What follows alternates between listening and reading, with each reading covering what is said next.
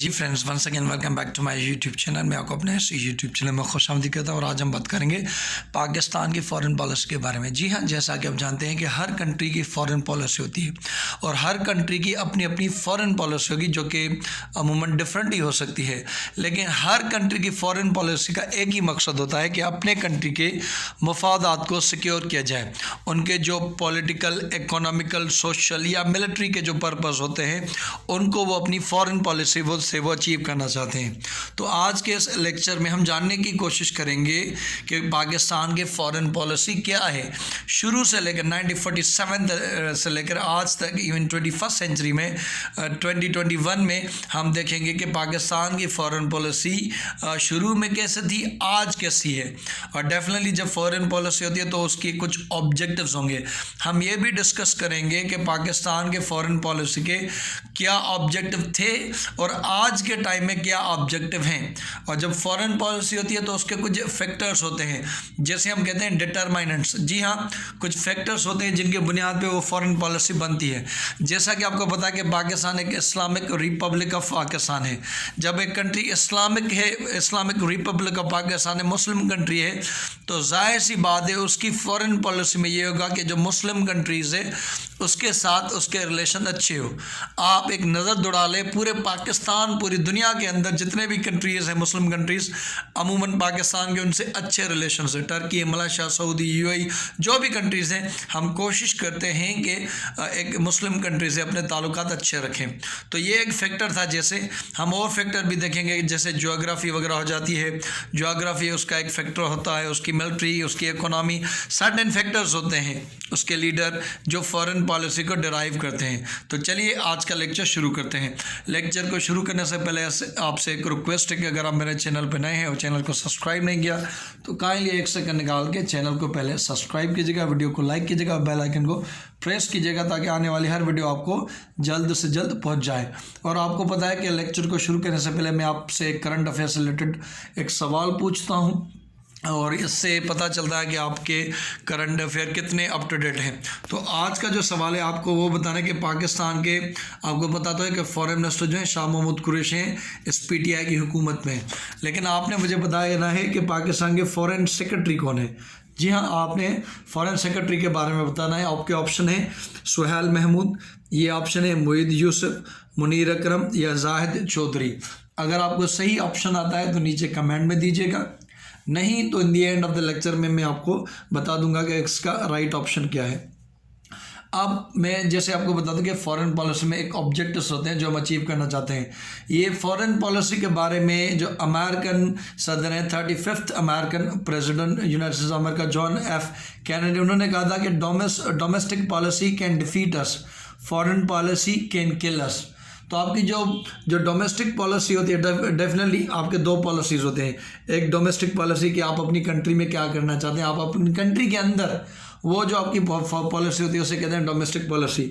और एक आपकी थी फॉरेन पॉलिसी। फॉरेन मींस आप डिफरेंट जो इंटरनेशनल कंट्रीज़ हैं, जो अदर कंट्रीज़ हैं, उससे अपने रवाबित कैसे रखते हैं। जैसे पाकिस्तान की फॉरेन पॉलिसी को देखें तो उनके चाइना के साथ क्या रिलेशन है, हम इसमें देखते हैं। हम देखते हैं कि इनके अमेरिका के साथ पाकिस्तान कैसे रिलेशन या वगैरह रखना चाहता है। हम देखते हैं कि अफ़गानिस्तान में पाकिस्तान का क्या एक तरह से एक इनिशिएटिव है। हम देखते हैं कि इंडिया से पाकिस्तान क्या चीज़ चाहता है, उससे कैसे रिलेशन रखना चाहता है। तो जैसा कि आप जानते हैं कि एक डोमेस्टिक पॉलिसी होती है, उतनी भी उसकी इम्पोर्टेंट होती है, लेकिन उससे ज़्यादा आपकी फॉरेन पॉलिसी की होती है। तो डेफिनेटली पाकिस्तान की फॉरेन पॉलिसी एक चैलेंजेस से घिरी हुई है। शुरू से लेके जब पाकिस्तान एक तरह से आज़ाद हुआ तभी से लेके आज तक पाकिस्तान के पास तमाम एक तरह से चैलेंजेस थे। एक तरह से हमारे जो नीबर्स थे उनसे हमारे रिलेशन, जैसे ये करेगा मेरियाड ऑफ क्रूशल मैटर्स, बहुत क्रूशल मैटर्स है जब पाकिस्तान 1947 में आज़ाद हुआ। और हमारे जो रिलेशन है जैसे इंडिया के साथ, अफ़गान के साथ, ईरान के साथ और ग्रेट पावर लाइक, एक तो हमारे नीबर्स हैं, हमारा एक फॉरेन पॉलिसी का इनिशिएटिव इंडिया, हमारे पॉलिसी इवॉल्व करती है टुवर्ड्स दी इंडिया के कश्मीर में क्या होता है उससे रिलेटेड जो कुछ होता है हमारी पॉलिसी वहीं पे रिवॉल्व करती है। अफगानिस्तान जहाँ इंडिया की प्रेजेंस है, जहाँ से क्रॉस बॉर्डर वायलेशन होती है, तो दूसरा जो मैवर हमारे फॉरेन पॉलिसी का होता है वो होता है हमारा अफगानिस्तान। जो थर्ड है वो है ईरान। ईरान इसलिए क्योंकि वो हमारा नीबर भी है, एक इस्लामिक कंट्री है, लेकिन वो शियात कंट्री है। और ईरान के बाद अगर सबसे ज़्यादा कहीं फॉरेन पॉलिसी मौजूद है शिया लोग पाकिस्तान के अंदर वो मौजूद है, तो ईरान एक शियात कंट्री है, तो हम वहाँ भी देखते हैं कि उसका इन्फ्लुएंस क्या होगा। और यहाँ पे हम अगर ग्रेट पावर्स की बात करें तो यूएसए 1947 में जब आज़ाद हुआ तो दो कैंप से, एक था यूएसएसआर, एक था यूएसए। पाकिस्तान यूएसए के कैंप में आया, बाद में सीटो सेंटो वगैरह साइन किया। फिर अफगानिस्तान के अंदर यूएसएसआर, हमने वहाँ उनको डिफीट दिया। और आज के टाइम में हमारे जो रिलेशन है वो चाइना के साथ एक तरह से स्ट्रेटेजिक रिलेशन है, जहाँ पे बेल्ट एंड रोड इनिशिएटिव है, सीपेक हो रहा है, और एक दूसरे से हम अपनी जो मिलिट्री टू मिलिट्री टाइज हैं वो काफ़ी इम्प्रूव है। तो आज के टाइम में पाकिस्तान के लिए ये भी एक चैलेंज है कि इनसे बैलेंस करके रखे, क्योंकि आज के टाइम में जहाँ यूएसए इंडिया की तरफ जा रहा है तो हम इसमें कोई शक नहीं कि चाइना की तरफ है, तो हमने बैलेंस भी रखना है, क्योंकि हम ये नहीं चाहते कि हम अमेरिका के अंदर बैड बुक्स में कंसीडर, हम चाहते we want to be consider in the good books of America, कि अगर इतने अच्छे भी ना हो तो ख़राब भी ना हो, we want a balance in the approach from USA. अगर हम हिस्टोरिकल डायमेंशन को देखें, जो मैंने आपको बताया कि पाकिस्तान शुरू से ही एक तरह से मसलों में घिरा हुआ है, और सबसे जो बड़ा मसला था जो कि रहा है पाकिस्तान के लिए, उसके आज भी उसके असरात हैं। एक तो है आपका कश्मीर, जो कश्मीर की वजह से आज तक हम अपने जो ताल्लुकात हैं वो अपने ठीक नहीं कर पाए इंडिया से। वो हमेशा जंग की, हम उनसे जंगे वो आगे चल के डिस्कस करेंगे। 1948 में जंग, 1965 में जंग, 1971 में जंग, 99 में कारगिल का इशू। तो शुरू से ही हमारे जब ये नया पाकिस्तान बना था तो उसका ये एक तरह से जैसे नेशंस में शुरुआती मल्टीफोल्ड हमारे प्रॉब्लम्स थे। और जैसे कश्मीर का था, एक ये बॉर्डर पे हमारा डिस्प्यूट था कश्मीर से, जिसकी वजह से इंडिया से हमारे ताल्लुकात ख़राब हुए। और दूसरा जो था वो अफ़गानिस्तान की तरफ से था, क्योंकि अफ़गानिस्तान जो ड्यूरेंट लाइन है, जो खैबर पख्तूनख्वा सूबा है, वो अफ़गानिस्तान उनके पीपल कहते हैं ये हमारा सूबा है, वो उनको अपना सूबा का तस्वर करते हैं। अब जब मैंने कहा कि हमें एक तो शुरू से ही जो था वो था इंडियन थ्रेट, और वो था कश्मीर की वजह से, जो कि मेन एक तरह से कंपोनेंट है हमारे फॉरेन पॉलिसी में। हमारी फॉरेन पॉलिसी वहाँ से ड्राइव होती है। और इसी इशू के लेके आप रेट इस अंडरलाइन में देख सकते हैं कि 1948 में हमारी शुरुआती जंग लगी, जिसकी वजह से ये लाइन ऑफ एक्चुअल कंट्रोल बनी, ठीक है ना, लाइन ऑफ कंट्रोल जो बनी। उसके बाद 1965 में हुई, 1971 में कारगिल का भी इशू हुआ। तो ये हमारे उनके साथ इशू है। अब ऐसा नहीं कि इंडिया के साथ हमने अपने ताल्लुकात बेहतर करने की कोशिश नहीं की। बाज़ का तारीख़ में ऐसे मौके आए हैं, ऐसे कुछ इवेंट्स हुए जिनमें हमने कोशिश की है कि इंडिया से अपने ताल्लुकात चेंज करें, बेहतर करें। जैसे बस डिप्लोमेसी, उनके जो वाजपेयी साहब थे वो आए थे बस में, और लाहौर पे गए थे, मीनार पाकिस्तान की, जब नवाज शरीफ की हुकूमत थी। फिर मुशर्रफ ने 4 पॉइंट फार्मूला दिया था कश्मीर के मसले को हल करने के लिए। उन्होंने कहा था कि हम दोनों के बॉर्डर लूज़ कर देते हैं, दोनों कश्मीर जो है उनसे मिला लेते हैं, वहाँ एक उनकी हुकूमत बना लेते हैं, दोनों के जो बॉर्डर्स वगैरह होंगे वो ओपन होंगे, फिर 50, 100, 60 साल बाद देखेंगे कि इस इशू के क्या करना है। मीन्स उन्होंने कहा था कि कश्मीरियों को हुकूमत देते हैं, बॉर्डर दोनों को खोल देते हैं, दोनों को मिला लेते हैं। अब वहाँ पे आपके भी जो उनकी है एरिया, वो वहाँ आपके लोग आ जा सकते हैं, यहाँ से हमारे वगैरह जाएंगे, तो किसी के पास भी नहीं रहेगा, कश्मीरियों को भी मिल जाएगा। तो इस पर काफ़ी एक तरह से इम्प्रूवमेंट हुई थी, लेकिन बाद में कुछ अटैक्स वगैरह हुए और इस चीज़ से भी हम बैक ट्रैक कर गए। और उन्होंने एक तरह से न्यूमरस ट्रैक डायलॉग्स भी किए हैं कश्मीर को रिजॉल्व करने के लिए, लेकिन वो आज तक इतने कारआमद नहीं हुए। फिर ये चला और एक तरह से सर्द माहौल रहा दोनों के रिलेशन में। इंडिया में मुंबई अटैक्स हुआ, उरी का वाक़या हुआ, या पुलवामा के ये सारी चीज़ें गई। फिर वहाँ पे एक बीजेपी की हुकूमत आई जो कि एक हार्ड लाइन हुकूमत है। इससे पहले भी इंडिया में हुकूमत आई थी, लेकिन वो इतनी हार्ड विंग नहीं थी, इतनी राइट विंग नहीं थी जैसे आज के टाइम में ऐसे लीडर्स आ रहे थे। डोनाल्ड ट्रंप, आए वो भी एक तरह से अपने ही लोगों की बात करते हैं।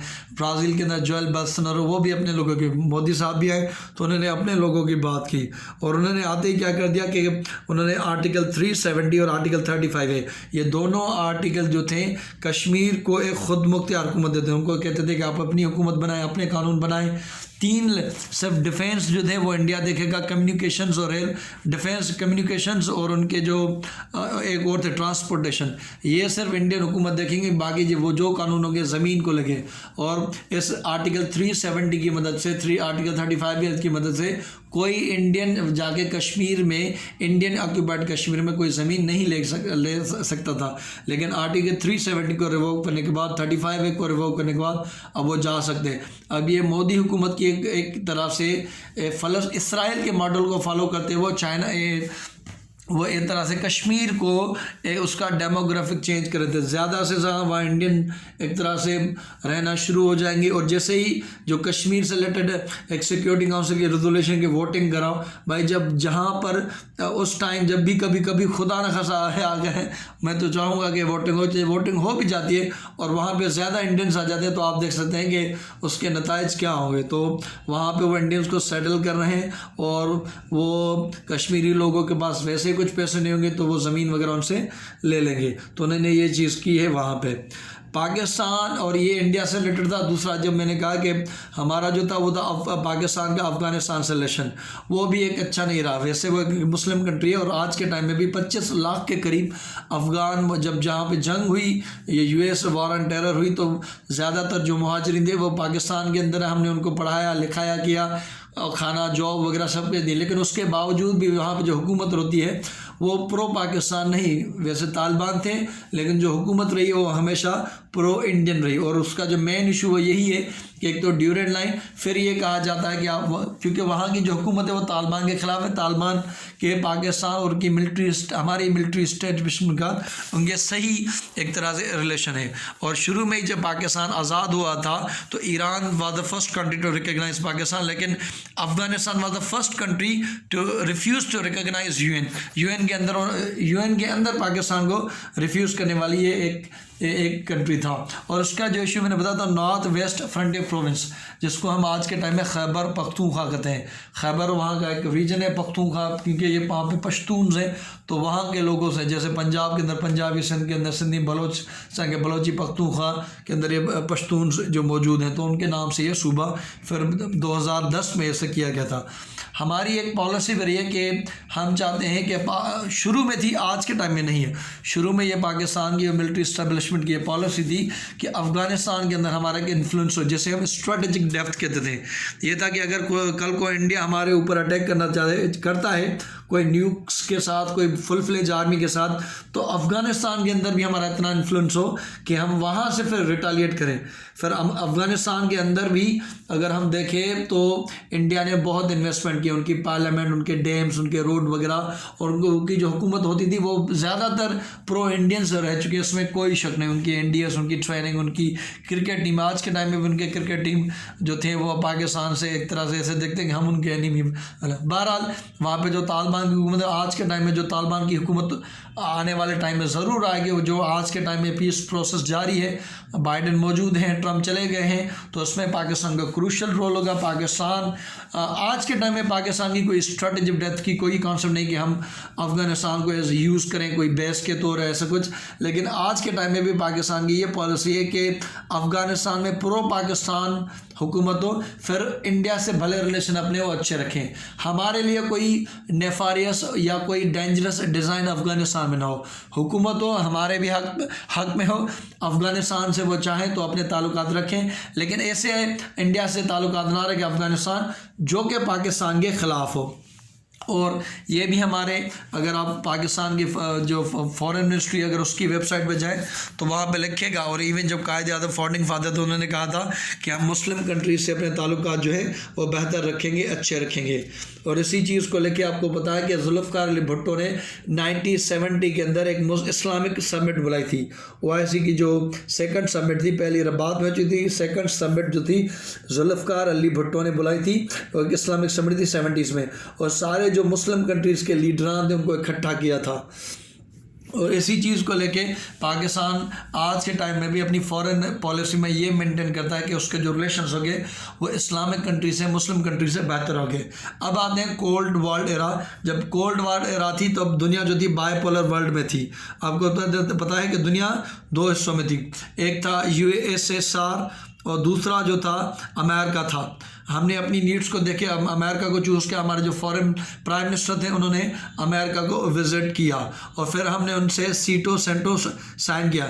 जब हमने ये सिक्योरिटी एग्रीमेंट अमेरिका से कर लिया तो लाजमन हमारे ताल्लुकात USA से ख़राब होने थे, और ये तब ज़्यादा ख़राब हुए जब USSR ने अफ़गानिस्तान को इन्वेट किया, सोवियत इन्वेजन की अफ़गानिस्तान में। अब हमारे ऊपर ये एक तरह से हमारे दिमाग में, हमारे थिंक टैंक में ये था कि अगर वो अफ़गानिस्तान के अंदर आ गए हैं तो उनका नेक्स्ट टारगेट पाकिस्तान होगा।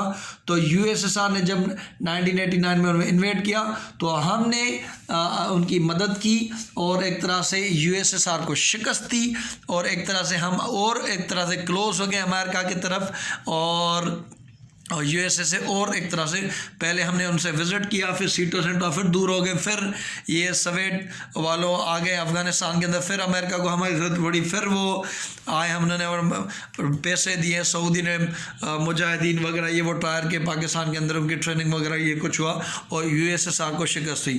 फिर एक तरह से इतने ताल्लुकात अच्छे नहीं, पाकिस्तान न्यूक्लियर प्रोग्राम की तरफ चला गया और अमेरिका ने पाकिस्तान को सैंक्शंस लगाना शुरू कर दिए। फिर एक और पाकिस्तान और अमेरिकन के रिलेशन में मोड़ आता है जब 9/11 होता है। 9/11 के बाद अमेरिका ने एक वार शुरू की थी जिसका नाम था US led global war on terror, कि दहशत गर्दों के खिलाफ हम जंग करेंगे।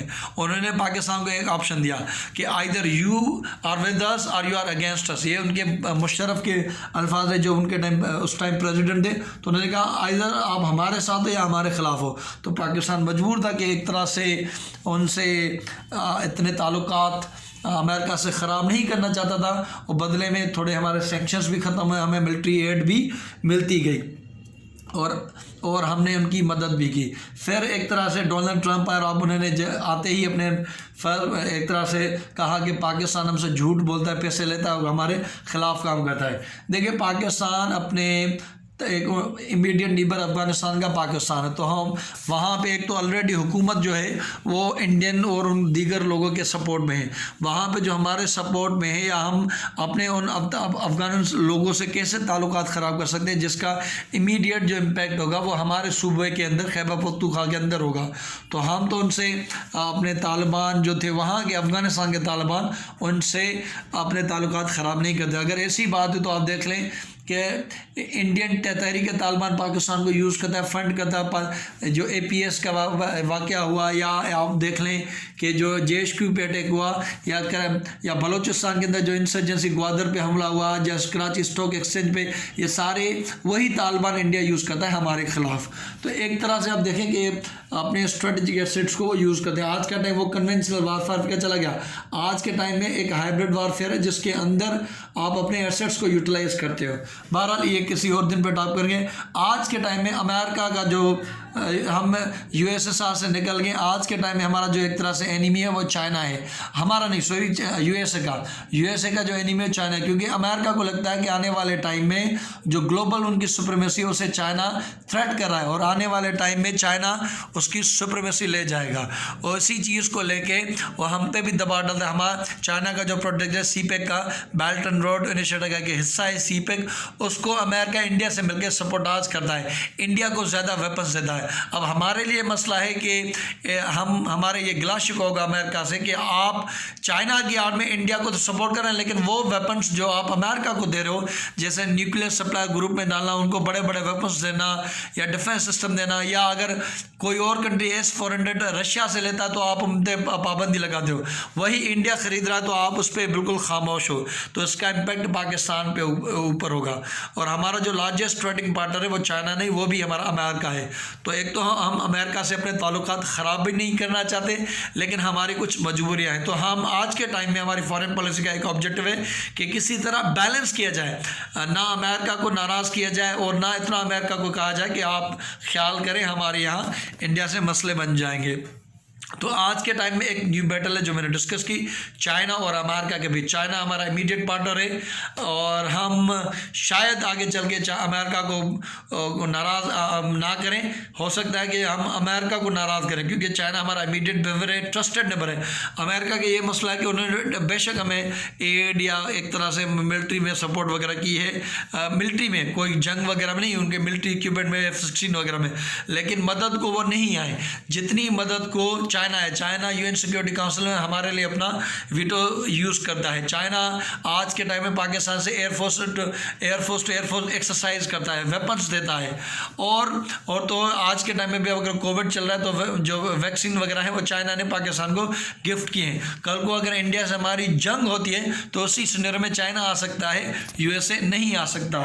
और एक तरह से जैसे कि मैंने शुरू में कहा कि यूएसए अपना जो वेट है वो इंडिया के उसमें दे दिया है, और पाकिस्तान ये था अमेरिका और ग्लोबल राइवलरी का। जैसे इंडिया यूएसए के करीब आ गया है वैसे ही यूएसएसआर ने सिग्नल के तौर पे वो उन्होंने पाकिस्तान से रिलेशन इंप्रूव किए हैं। और जैसे 2017 में जब पाकिस्तान शंघाई कोऑपरेशन ऑर्गेनाइजेशन का मेंबर बना, इंडिया भी बना, तो वैसे ही हमारे ताल्लुकात रशिया से काफ़ी बेहतर हुए। आज के टाइम में वहाँ पे मिलिट्री एक्सरसाइज होते हैं, गैस इंफ्रास्ट्रक्चर रशिया हमारा पाकिस्तान में डेवलप करा है।